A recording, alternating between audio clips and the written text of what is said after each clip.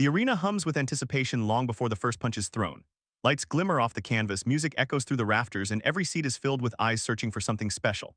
This is boxing's quiet promise, the belief that tonight something will be revealed. From the Philippines comes a rising name already spoken with reverence, Nonito Donaire, the Filipino Flash. Young, gifted, and fearless, he walks to the ring with calm confidence, shoulders loose, expression unreadable. He carries speed in his veins and timing in his instincts, a fighter shaped by discipline and belief. This fight is not just about winning, it's about proving he belongs on a bigger stage.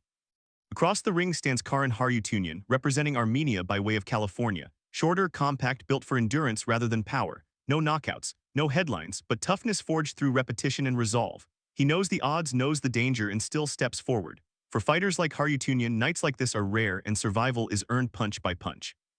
The referee brings them together, instructions are given, gloves touch, there is respect but no friendship. When the bell rings, the noise explodes. Harutyunyan moves first, darting in and out, trying to disrupt Donaire's rhythm. Donaire watches patiently, hands low, reading everything. Then like lightning, a short left hand snaps out, landing clean. The crowd reacts instantly. That sound is unmistakable. The Filipino Flash has announced himself. This is no sparring match. This is a proving ground, and from the opening seconds, destiny is already leaning in Donaire's direction. As the early rounds unfold, the fight settles into a tense rhythm. Harutyunyan stays busy, flicking punches, looping shots, refusing to freeze in front of danger. He understands his limitations, short reach, limited power, and compensates with movement and volume. It's a brave approach, but a dangerous one. Donaire thrives on mistakes. He invites them. Donaire probes with the jab, dips to the body, and subtly pulls Harutyunyan forward. Every step back, every pause is calculated. Harutyunyan lunges in, eager to score, and that's when it happens. Donaire plants his feet and fires a short, perfectly timed left hand. Not wild, not desperate, surgical. Harutyunyan's head snaps sideways. His balance betrays him. In a heartbeat, he's on the canvas.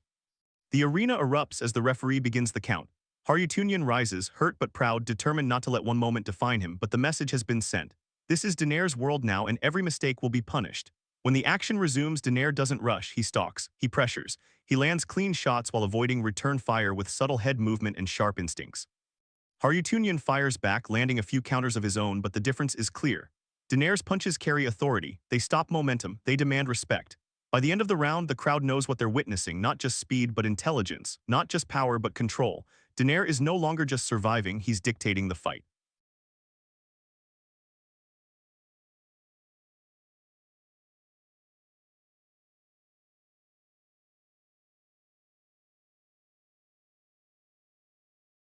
To Harutyunyan's credit, he refuses to fade quietly.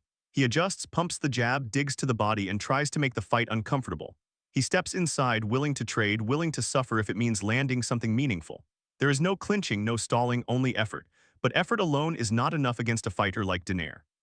Donaire begins to showcase his full arsenal. He slips punches by inches, counters with sharp hooks, and steps out clean before Harutyunyan can respond. His hands stay low, tempting danger, baiting attacks. When Harutyunyan throws, Donaire is already gone or already answering. The crowd reacts to every clean counter, every miss forced by Donaire's defense. As the rounds pass, the physical toll becomes visible. Harutyunyan's movement slows. A faint smear of blood appears on his cheek. His punches still come, but the snap is fading. Donaire, meanwhile, looks relaxed, breathing steady, eyes sharp. He walks his opponent down now, confident, composed, aware that time is becoming his ally. These rounds are no longer about who wants it more. They are about who understands the craft better. Donaire controls distance, pace, and rhythm. Harutyunyan fights with heart, but heart alone cannot close the gap. Every exchange ends the same way, Donaire landing the cleaner, heavier shot. The fight is slipping away, and everyone in the building can feel it. Entering the final rounds, urgency fills Harutyunyan's corner. They urge him forward now or never. He responds, stepping in behind the double jab, throwing overhand rights, trying to force a moment of chaos. But Donaire remains calm in the storm. He anticipates. He slips. He counters. Defense becomes his loudest statement. Shots whistle past Donaire's head. Gloves scrape air. When Harutyunyan overcommits, Donaire answers with crisp counters that halt any momentum. He doesn't chase a knockout. He doesn't take unnecessary risks. He knows the fight is his, and he fights like a man who understands the long game.